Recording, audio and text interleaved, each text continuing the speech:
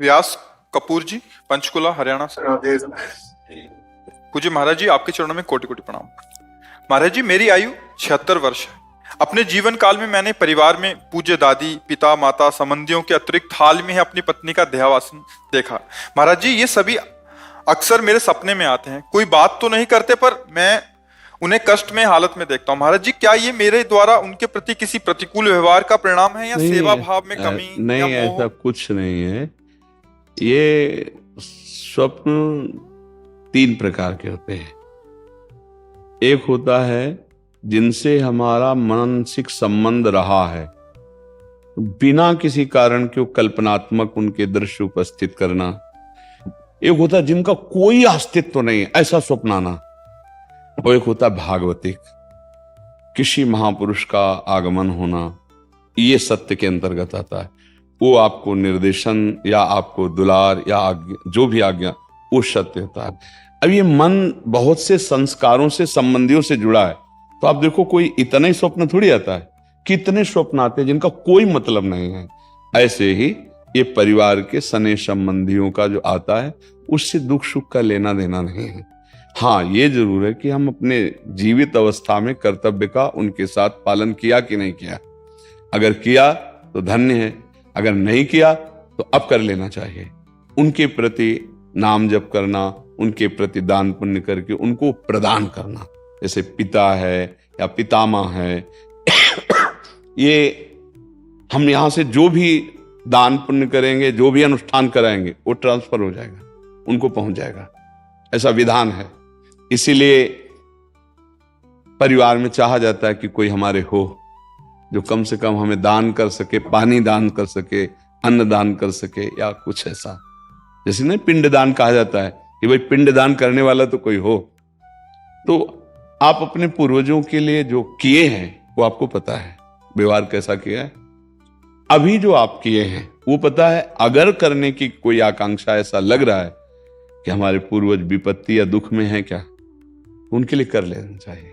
श्रीमद् भागवत का संस्कृत से अनुष्ठान कराना, गौ ब्राह्मण संतों की भोजन आदि करा करके वो सब दान उनको कर देना, मंत्रों का जप करना या नाम का जप करके कीर्तन करा के उनको प्रदान कर देना। इससे उनका मंगल, जहां भी होंगे, जिस योनि में जहां भी, उनका उत्थान होने लगेगा, उनकी उन्नति होने लगेगी। ऐसा। और खास भगवान या भगवान के भक्तों के सिवा स्वप्न में जो कुछ, सब मिथ्या ही होता है। जैसे आप स्वप्न में देखते हैं मैं ये कर रहा हूं, मैं ये कर रहा हूं, तो कुछ होता है क्या? कुछ नहीं होता। अब लोग उसी में फंसा देते कि इस स्वप्न का क्या मतलब हो सकता। कुछ नहीं हो सकता, स्वप्न है। राजा जनक जी एक बार सैया में पड़े सोए और स्वप्न देखला कि हमारा सारा राज्य छिन गया और मैं एक भिखारी बन गया और बहुत भूख लगी है। अब मांगे तो थोड़े से चावल और दाल मिला, तो मटकी में, मिट्टी के पात्र में उन्होंने लकड़ी बीन करके खिचड़ी पकाई और वो पक्के तैयार होने वाली थी। दो सांड आए, लड़ते हुए ऐसे लड़े कि पूरा बिखर गए और भूख से व्याकुल। अरे ये क्या, ऐसे पूरा मेहनत किया हुआ सब भोजन, और आंख खुली तो महाराज जनक का सत्याग्रह। तो उनका ये सत्य कि वो सत्य, जो अभी जनक भूखा डोल रहा था, भीख मांगा और वो चावल दाल पका रहा था, वो जनक सत्य या ये सत्य? क्योंकि उस समय ये सत्य नहीं था, इस समय वो तो सत्य कौन है? अब उनके सभा में बड़े बड़े ज्ञानी महात्मा बैठते, तो आकर प्रश्न किया, ये सत्य कि वो सत्य? अब कुछ उसकी व्याख्या हो तो समझ में आवे, ये सत्य कि वो सत्य। अब कोई उत्तर ही ना देवे। तो जब ये बात अष्टावक्र जी को पता चली तो सभा में नवीन अवस्था थी। सभा में आए और जनक जी से बात की। जनक जी ने पूछा कि ये सत्य कि वो सत्य? तो उन्होंने कहा, ना ये सत्य ना वो सत्य।